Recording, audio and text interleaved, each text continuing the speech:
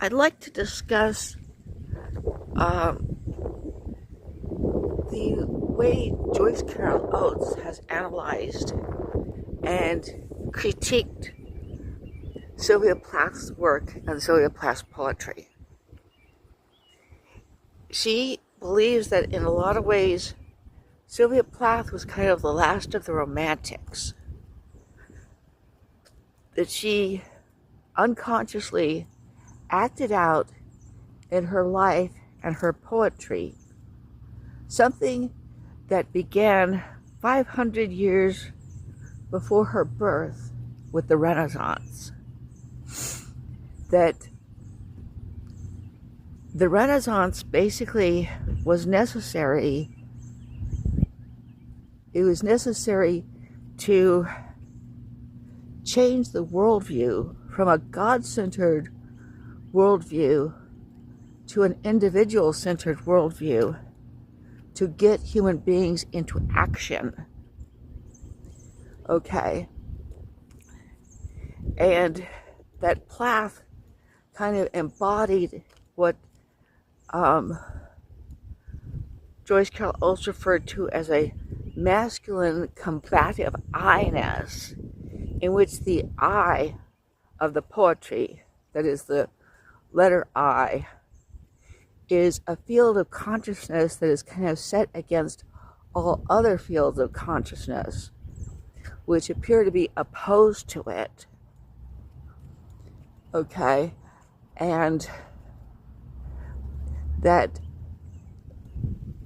part of what condemned her to death or to suicide was this sense, this kind of Renaissance era sense of her own I-ness, of her own self, as distinct from all other fields of consciousness.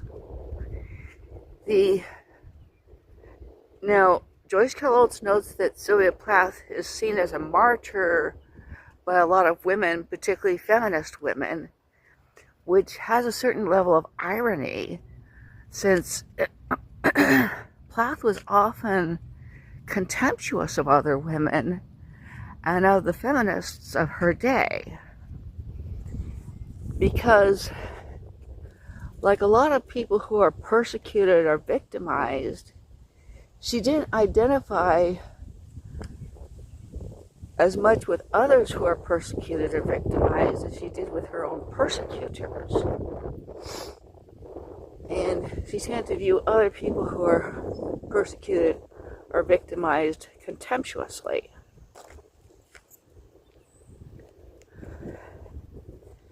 And that one of the reasons for her own suicide, again, was this view of herself as, alienated from all other people.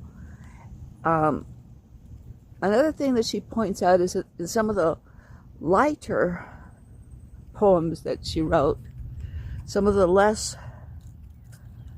angry poems, she'll write about, how, nature appears better than the intellect.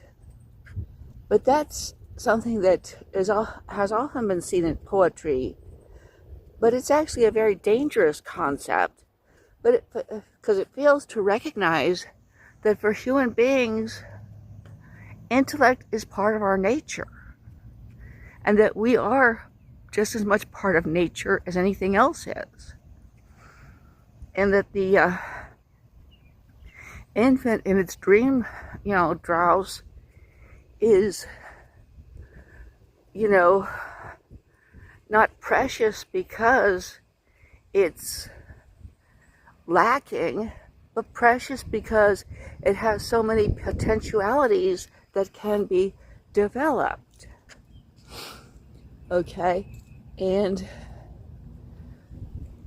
that one of the most important aspects of humanity is to see that we are all vitally related, and that our own intellect is not something that is apart from nature, but it is part of our nature, and we are part of nature.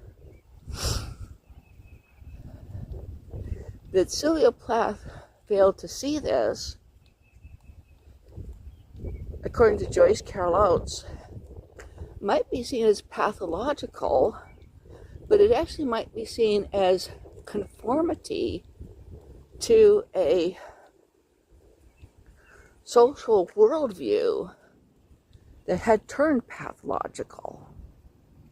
So anyway, I just thought I'd share those thoughts.